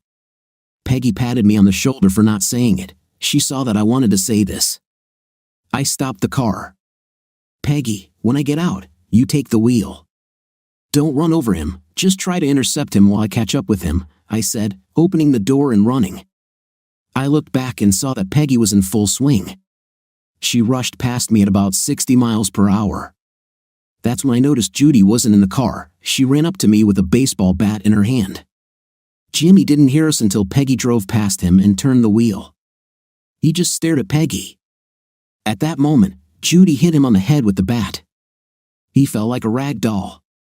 I stopped, sliding past him, and was next to him when Judy returned with her bat raised, ready to hit him again. He won't feel it, I said, raising my hand to block her blow. What, did I kill the man? She asked, breathing heavily. No, he's passed out. I waved for Peggy to come over to us. I opened the back door and threw the little idiot into the back seat. I sat down after him. Peggy, you're driving to our house, I said as Judy got into the car. Judy, we had this damn man. Peggy drove the car. Don was in the back seat with him in case he woke up. Don said he was alive but had a pretty big bump on his head. It didn't bleed, so I didn't hit him too hard. Peggy kept wanting to stop to check on him. After all, she was a doctor. Don told her to go. We got home in 20 minutes. Jimmy was still unconscious or pretending to be. As we pulled into the driveway, Don poked his thumb into the soft spot under his ear. He didn't even groan. Don came out and pulled Jimmy out of the car by his feet. Just before his head hit the threshold, Don stopped and put his feet on the ground. He grabbed him by the hand and lifted him onto his shoulder. Don was strong, much stronger than Jimmy, much stronger than most men I've known. Funny how he didn't look that strong. He carried Jimmy home and threw him on the sofa. Peggy walked up to him and examined him. He probably has a concussion. Did you have to hit him that hard? Judy said, I tried to kill the little idiot. I understand, honey, Peggy said. I fell to my knees and started crying again. Peggy came up to me and hugged me. Don was in the office. He came out with a pistol in his hand. Peggy looked at him. Don, what's that for? She asked. It's to scare him, he said. Jimmy started to make a sound. I got up. I still had the bat in my hand. Peggy stood next to me. Don walked over and pointed the gun at Jimmy's right eye. Jimmy opened his eyes and jerked back when he saw the gun. What the hell? He shouted, then saw me with the bat. You hit me! Why? Why? I screamed. Why, you damn man? Don shouted. The gun fired. Peggy fell to the ground. I just laughed when I saw the look on Jimmy's face. You little piece of shit. Don shouted. I should have shot you for what you did to my wife, you little idiot. The gun fired again. Jimmy screamed and put his hands to his right ear. You shot me, he shouted. You're lucky I didn't cut off what's between your legs. Don hissed at him. What the hell are you talking about? Jimmy asked. Jimmy, we know it was you. We have your voice and a copy of the video of you trying to blackmail my wife into doing another movie for you. Now, if you don't tell us who else was involved, I'll shoot off your equipment and throw you out into the street like you threw Judy.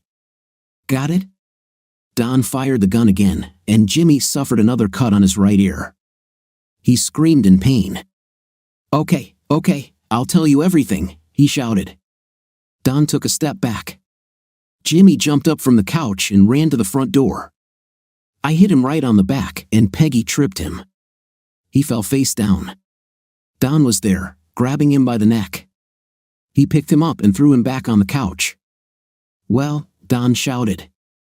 Peggy went to Jimmy again. I went to the bathroom and took the first aid kit. I hurried over to Peggy and placed the first aid kit next to her. I stood back while Don watched Jimmy closely. Have you found out who did this to me? I asked. Yes, we'll see him tomorrow. Do we know where he is? Yes. Are you going to kill him? He's not worth going to jail for. About you wanting him dead, don't you? Don asked. Yes. Are you ready to lose me by spending the rest of your life in prison? No, of course not, I replied. Okay, so we won't kill him, but we will torture him a lot. Yes. What are we going to do with him? Asked Peggy. We'll dump him somewhere, Don said. Only if it's at the entrance to the emergency room, Peggy told Don. Too many cameras. Then where are you going to dump him? Right where we picked him up, Don told Peggy. And that's what we did. Peggy gave Jimmy and Don a ride in the back seat. Peggy stopped, and Don kicked him out of the car. Peggy left, and they left me at home. When they returned, it was already very late. Peggy called her husband and said she would stay the night. I went upstairs to make sure the guest room was ready. Don poured her a drink.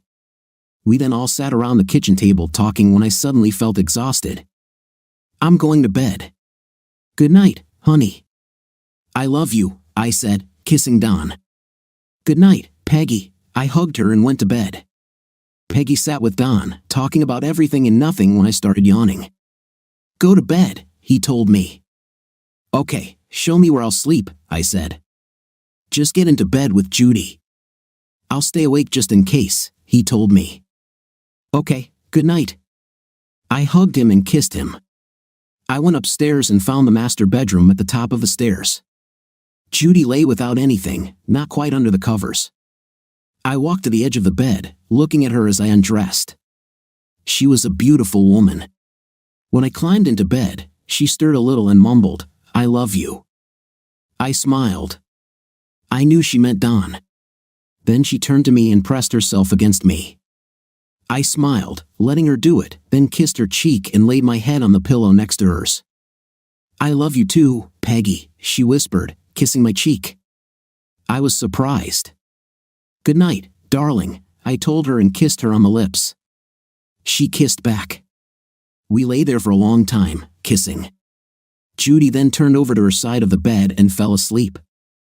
I was a little excited by her lips, so it took me a while to calm down before I drifted off to sleep. I woke up in the early morning hours to the feeling of a man behind me. I looked and saw that it was Don. He was fast asleep, clinging to me in his sleep. I smiled and closed my eyes, falling asleep again. Don, we knew where the idiot was. We sat in bright sunlight. He came out of his room and walked straight toward us. Peggy was sitting on the hood of the car I was driving, with the door open. Judy was 3 places away from us in a rental car. I was in his car. Did you call the police? Darnell, Peggy screamed. How do you know my name? Darnell asked. Ah, are you kissing your mother with that mouth? Don't you dare talk about my mother. Darnell shouted. And get your 5th place off my car. Yeah, I know.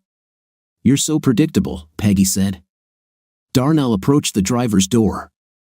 I stepped out and pointed the gun at his groin. He froze, looked at me, and started laughing. You won't shoot me, cuckold, he said. I pulled the gun away and hit him hard. Before he could finish speaking, he fell to the ground. I looked at him, smiling. It hurts, right? I laughed. You hurt my wife even more, and you should be glad she's not here with that gun because you would be dead. Do you want to be dead? He groaned, shaking his head. Where are the flash drives? I asked. In my room, Darnell made sounds, still holding his groin. Are they all there? Any duplicates? Only the ones I gave to someone to give to you, he growled. I looked at Peggy while hitting him again. His eyes widened, and he groaned loudly. I'm searching for them, I said. No key. How do I get into the room? He shook his head, still holding his groin. Knock on the door. My wife is there, he whispered. Wife? Seriously? Can I meet your wife? Does she know where the flash drives are? He nodded, groaning. Wife, maybe I should take her with me and treat her the same way you treated mine. No, dude, you're not. You'll kill me, kidnap my wife, and screw her so hard she'll have to stay in the hospital for weeks. Oh wait, you already did that to my wife, I said, standing up and punching him again. This time, he lost consciousness. I'll go to the hotel. You get in the car with Judy. I might have another passenger, so get in the front, I told Peggy. She nodded and went to get into the car. I crossed the road to the motel. I knocked on Darnell's door. It opened slowly. What do you want? She asked. I hit the door with my shoulder, pushing it open. I walked in and looked around. She was alone, lying on the bed. Where are Darnell's SD cards? I asked. With my wife, she shouted.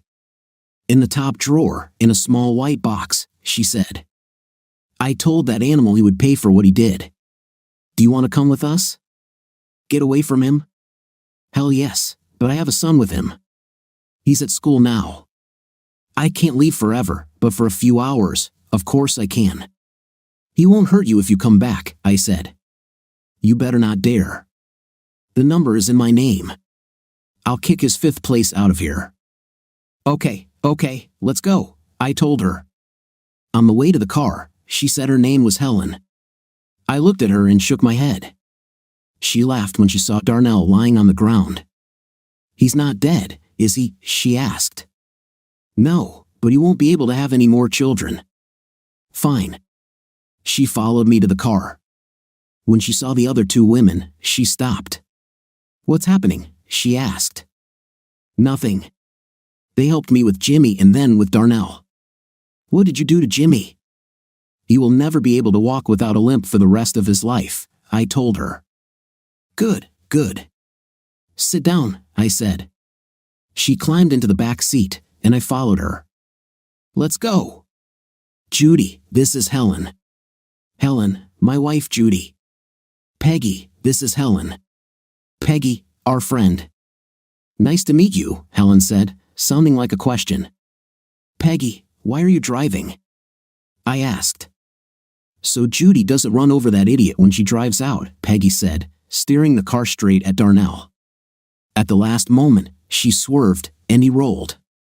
We returned home, and an hour later, Judy asked, why did Don bring Helen along? I will never know, but she was funny and quite smart. She even told us more about Darnell and his boys, who were looking for beautiful white girls, getting them drunk, and making movies with them. She hated what he did and wouldn't let him use her place for it. Don asked if she knew where he was doing it. Of course, there's an abandoned warehouse near the motel. They set it up like a movie studio. I was there one day when they were filming this cute little brunette.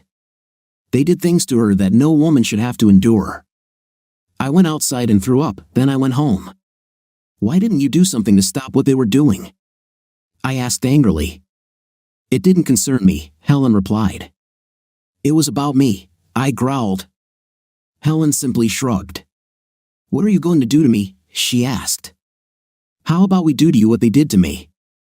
I said with an angry grin on my face. Do you think Darnell will leave you after we do this? Leave me? No, but the number is in my name, she replied. Judy, Don, and Peggy exclaimed at the same time. I lowered my shoulders and bowed my head. Well, at least we have all the SD cards, I said. Don and Peggy spent the next few hours talking to Helen, actually interrogating her. I went upstairs to lie down for a while. I still had trouble sleeping at night. I must have slept for a long time when I woke up to someone crawling into bed with me. It was dark.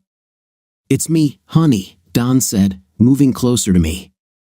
He was without clothes, and so was I. Hello. What time is it? I asked. After midnight. Oh God, I'll be awake all night. Why did you let me sleep so long? Peggy told me that you don't get enough sleep and that you can't sleep at night. I thought it best to let you sleep while you can. Of course. Thank you, honey. I love you. I know. I love you too. It had been a long time since I first told him I loved him without him saying it first. I smiled as he pressed himself against my back. I sighed at his touch. Did you get Helen home in time for her to meet her baby? I asked. Of course. He's a sweet little boy. Darnell sat outside on the ground, waiting for her to return. He didn't even threaten, he just sat there. She laughed at him and went inside, closing the door before he could get up. I laughed when I left. Peggy laughed too. Did you make love to her? Who, Helen? God, no. No, with Peggy, I told him. No, when we got back from taking Helen home, she went home. I looked at all the SD cards I had. Not all of them are yours. They're probably all the girls they conned in their scheme. Oh my, is there a way to track them and give them proof? I don't know, Peggy said. Maybe her husband could do it, but she doesn't want those flash drives in their house. She's going to bring him over next week. Have you ever met him? I asked. No. I don't even know his name. I always thought Dale was her husband. Oh, okay. They're coming for dinner? Lunch. When? For dinner on Saturday night, if that's okay with you. Of course. It will be nice to see Peggy and her husband in an informal setting. Will you make love? Don asked. Yes, Don. I said. Then she screamed at me. She tried to push me away, tried to run away from me, screaming at the top of her lungs. I moved away from her and knelt down, trying to calm her. Then she lost consciousness. She breathed quietly and slowly, with a mask of fear on her face. I called Peggy. Peggy, I'm sorry to bother you, but Judy had a seizure and is now unconscious. Okay, see you soon. Peggy arrived 15 minutes later. I hope I didn't interrupt you and your husband, I apologized. No, I was reading the files, and he was sleeping. Where is she? She's upstairs in bed. That's where it happened. I can guess. You were pleasuring her, she looked at you and started screaming, then fainted. Yes. How did you know? I'm surprised this didn't happen sooner. We were already in the bedroom. Peggy sat down next to Judy. She shook her gently. Judy took a deep breath before opening her eyes. She looked at Peggy, then at me. She smiled at me, then at Peggy. Why are you here? Peggy asked. Judy, you don't remember what happened tonight? Asked Peggy. I came to bed while you and Don were talking. I fell asleep. You just woke me up, Judy said. Don, can you leave us for a while? Asked Peggy. Sure, take all the time you need. See you later, honey. I love you, Don said. I turned and left. I love you, Judy replied. When I went out, Peggy said, sit down, dear, to Judy. She looked at me as she sat down, looking confused. You look a little confused, I said. Yes, Peggy, what's going on? Asked Judy, almost crying. Well, honey, you had a psychotic episode. You and Don were having a night, and when you looked at him, you didn't see Don but one of your abusers. Oh God, no, she gasped, now crying. I hugged her, and she hugged me back. Don't worry, they will go away. I'll give you a prescription that will help you deal with it, and we'll work on it in sessions. I must have scared the crap out of Don. Oh my God, I owe him an apology, Judy said, moving to stand. Don't, honey. He knows it wasn't him you saw. I explained to him what happened and that I expected this much earlier. But you, dear Judy, are a strong woman with a very stable husband to lean on. He can't be too stable if he sees you, she said, giggling. I smiled and hugged her tightly. The crying started again. She let me go, and I laid her back on the bed. She fell asleep. I got up and went downstairs. Don was standing in the kitchen, looking at the doorway when I entered. How is she? He asked, worried. She's fine. I told her what happened. She's sorry for making you worry. She's sleeping now. She should sleep through the night. The episode has exhausted her.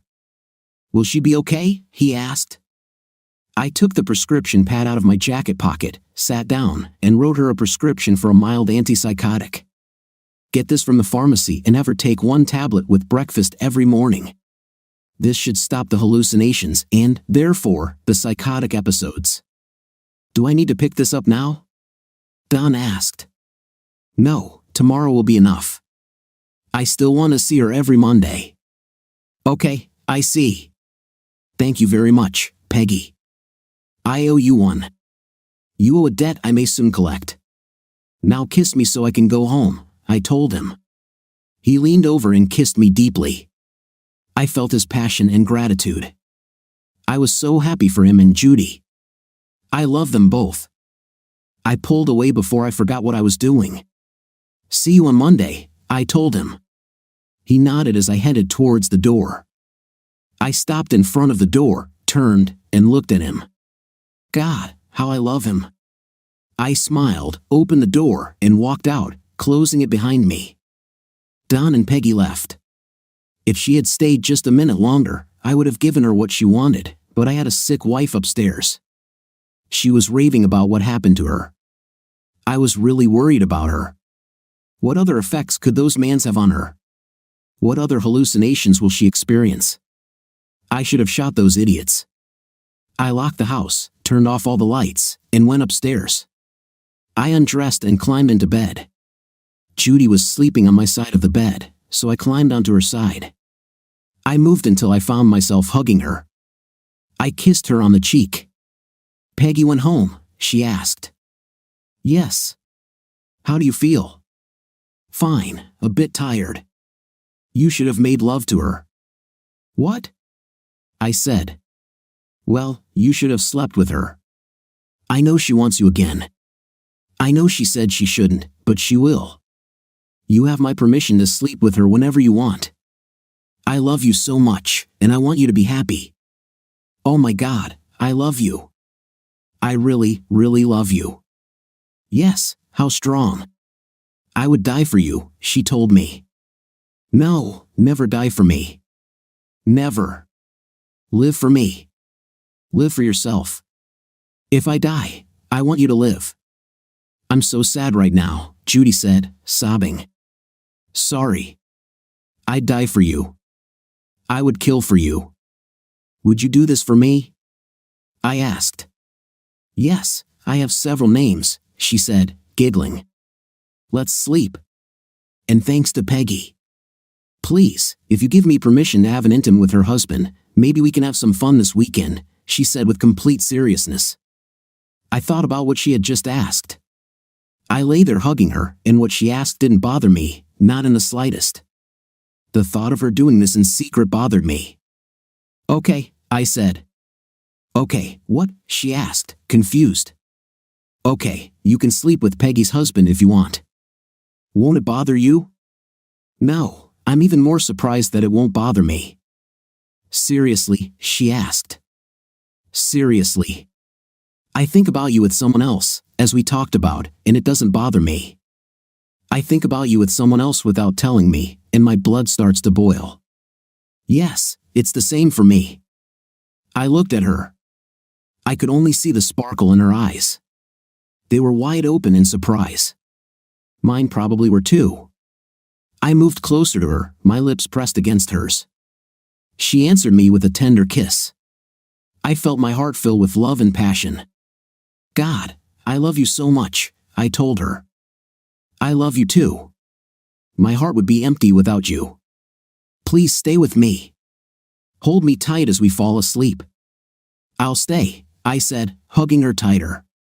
We both sighed. I closed my eyes, and before I knew it, I began to fall asleep. It was Saturday afternoon, and Peggy and her husband could come at any moment. Don was in the backyard grilling our steaks, corn, and potatoes. I was preparing a salad. The table was set, the wine was chilling, the beer was cold, and I hadn't had a seizure all week. No matter what Don did, It had been a wonderful week, lots of intimate, lots of tender love, and most importantly, no insults. In fact, no quarrels. I was very happy. Of course, I still didn't remember why I left in the first place, but Peggy and I were working on getting those memories back. She said they might never come back, no matter how much I want to remember them. She says the brain is an amazingly complex thing that can remember something forever and forget something forever. You never know what it will remember or forget, but we're working to dig up those memories. They're here. Don shouted from the backyard. He must have seen them pull into the driveway. I went to the front door and opened it before they could ring the bell. Peggy was carrying a bowl of salad. "Hi," she said as she entered the house. "This is Sean." My eyes bulged out of their sockets. Don's boss was standing on the threshold of my house. I felt dizzy, and my breathing became rapid. Peggy snapped her fingers in front of my face. "Hey, Sean, nice to see you again," I said, hugging him. "Don knows?" I asked Peggy. "No, I can't wait to see his face." "Do you really want to shock him like that?" "He'll be fine. Now call him." "I'm not sure about this, Peggy." "I really am," I said, walking toward the back door. I went outside to see how things were going. "Hey, baby, where are Peggy and her husband?" Don asked me. "They're inside getting the drinks ready." "Why don't you go in and let Peggy introduce you to her husband?" "Certainly." "Will you look after the steaks?" "Certainly." I was glad I wasn't going into the house. "Peggy, it's time. It's been 8 years since Don and I found each other. It's been 6 years since my husband hired him, and he was very glad he did. Yes, Judy knew Sean from office Christmas parties and other corporate events. Turn your back to the back door. Don't turn around until I introduce you, okay?" I kind of agree with Judy on this. "Don't worry, shoo. Don is here." "Hi, how are you, Peg?" Don asked. "Fine. I want to introduce you to my husband. Don, this is Sean." Don's jaw dropped when Sean turned around. He just looked at me, then nodded at Sean. "How, Don?" I asked. "How could you do something like that? Why did you keep it a secret?" "What the hell, Peggy?" He turned and headed back into the yard. Sean simply shook his head. I ran after him. "Wait here," I told Sean. He went to the kitchen. I was out the door and in front of Don before he got to the grill. "Come on, listen to me," I said in my most authoritative voice. "Nonsense, Peggy." "This is nonsense," Don shouted. Then Judy was next to him, standing by her man. "Peggy, it was a mistake," Judy told me. What?" Don said sharply. "I gave Sean your resume, and he wanted to hire you.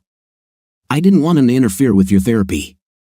I should have done it later, but it was just easier this way. I'm very, very sorry." "Judy, why don't you go inside?" Don said. She wanted to stay by his side while he fought with me. She hasn't done this for a long time. "I want to stay close to you," Judy said. "I know, honey, but Peggy and I need to work this out between ourselves. Go inside, keep Sean company, and tell him it's not his fault." "I know it's her fault." "I'll go inside under protest," Judy said. "I love you," Don told his wife. "I love you," Judy told him. Judy and I stood at the back door for a while, not looking inside or turning around to see what was happening behind us. I also didn't want to be alone with Sean. He was a handsome man, not much younger than Don and me. He was in good shape, slim, and had a nice, cute smile. His crystal blue eyes were the first to attract me. I couldn't take my eyes off them when we met for the first time. From then on, I fantasized about us having intimate, and unless Don changes his mind, it could happen tonight. I heard Don and Peggy arguing loudly. They were fighting about Sean and Don's job. It was time to at least keep our guest company. Sean stood in the kitchen, looking out the window at Don and Peggy at the grill. I walked over and stood next to him. "How is Don doing at work?" I asked him. I really wanted to know. He didn't take too many days off. I hope he is okay. I know you have a little problem, and as far as I understand, family comes first. So Peggy told you? No, not at all. I could tell by his appearance when he came to work, but don't worry, I'm not going to fire him even if Peggy asks. That's good to hear. I'm sure he'll be at work more often after this weekend. I'll keep an eye on this. What did Peggy tell you about us? I know that she has been in love with Don for a long time. I know he's in love with you by the way he talks about you. I know you both slept with her a couple of weeks ago. Yes. Don't worry. I'm sure she told you that I let her do whatever she likes pretty wise, he said. I gave Don permission. Is it true? That's good to hear. And you, he asked. I have permission too, with you if you want. But I think Don wants us all in the same room. I wouldn't have it any other way, Sean said, smiling at me and sipping his beer. You don't drink? No, I can't. Peggy gave me some medicine that I can't drink with, or else, well, let's just say I'll get sick, I told him. Drunk to put me to bed? It's good because if I had to, it wouldn't be fun and it wouldn't be good. You can hug me if you want, I told him, looking back at Don and Peggy. They were still talking, and it looked a little tense. Sean put his arm around me and pulled me toward him. I smiled. It felt good to be hugged, even if it was from someone I barely knew. We had only met a few times and never really talked. He was an attractive man and treated Don well. He never tried to hit on me, but I was hoping that would change tonight. Do you think we should go out and stop them before things come to blows? He asked. Don would never hit her unless she asked, but I think we should remind them that we're here, I told him. Peggy and Don practically screamed at each other for about 20 minutes. For the first couple of minutes, Judy stood to go inside, but that didn't stop Don from reproaching me. I didn't smile. What he said was true, and I shouldn't have kept the information about who Sean was from him. He worked for him. I asked Sean not to tell. Sean told me it was a mistake and it would come back to bite me. He was right. And one more thing, miss, Sean said, I know people. Don? I said. Yes, the steaks are fine. I brought them out of the heat. They are as ready as the corn and potatoes. Then let's get them inside before, well, never mind, they're coming this way, I said as Judy and Sean left the house. I crossed my arms and lowered my head for a second, then looked Don in the eyes. Sorry, I'm really sorry. There was no ulterior motive in not telling you who my husband is. I just thought that if you found out about this earlier, you would think that he was reporting to me, which I would never allow him to do, or someone else would do that. I swear to God. He smiled at me when I finished, then he laughed. I heard Judy giggling and Sean grinning. They all heard my confession. I nodded, not the least bit embarrassed.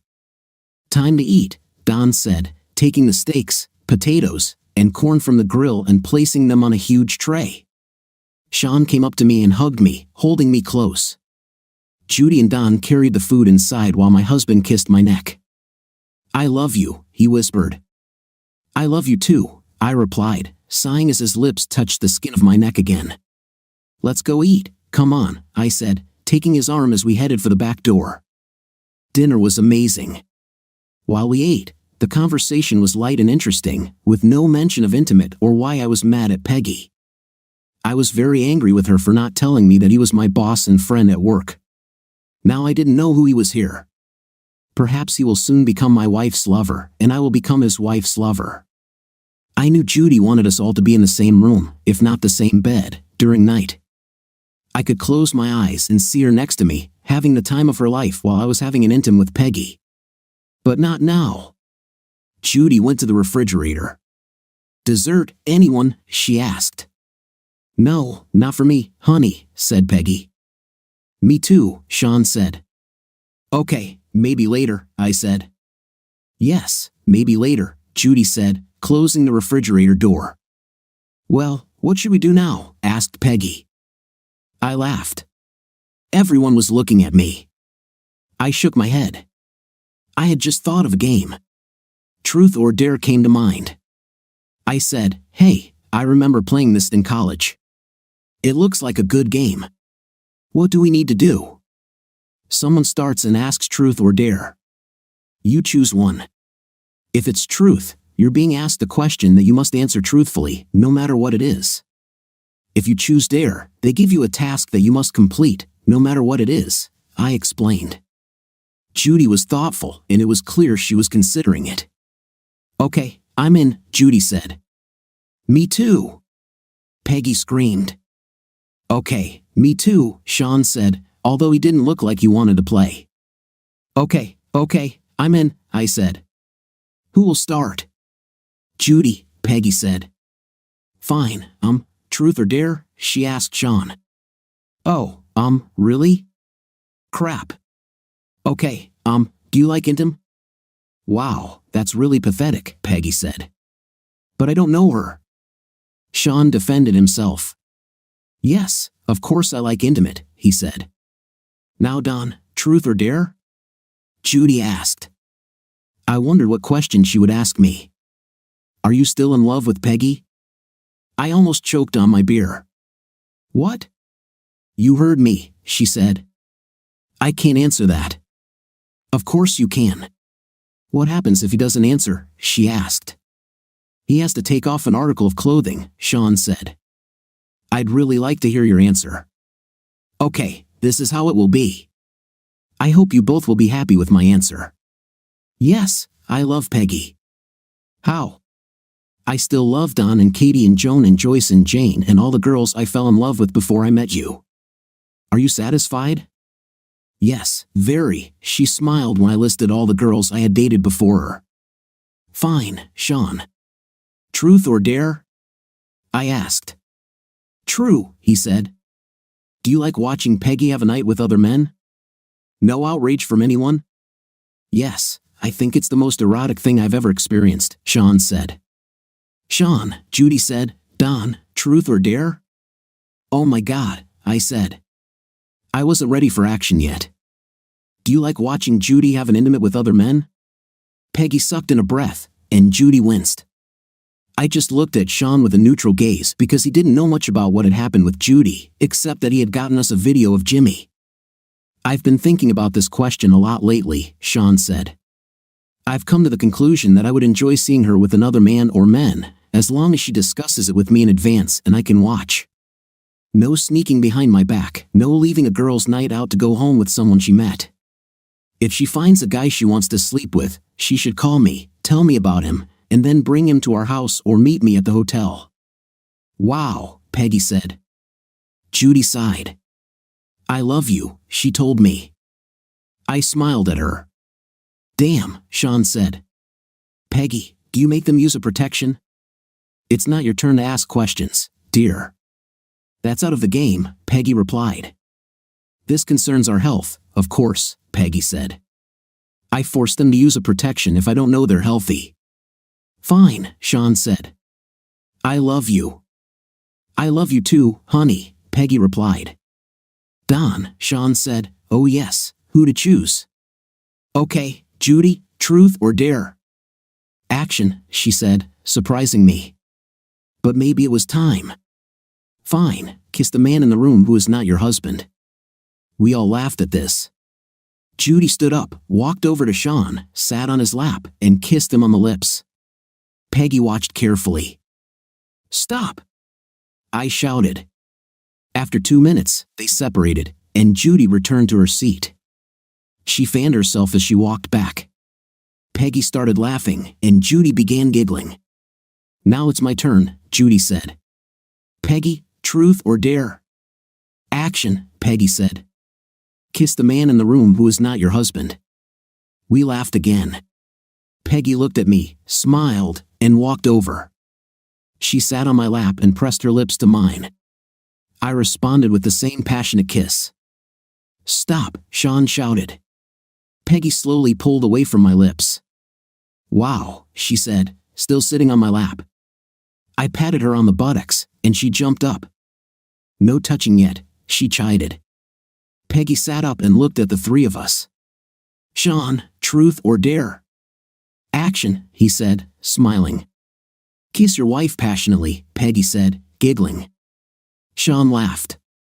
He stood up, hugged Peggy, and kissed her passionately. Peggy responded with an equally passionate kiss. 2 minutes later, I said, "Stop." They separated and returned to their places. "Okay, now it's my turn," Sean said. "Judy, truth or dare?" "Action," Sean told her. "Kiss your husband passionately," Sean said. Judy smiled, stood up, and walked over to me.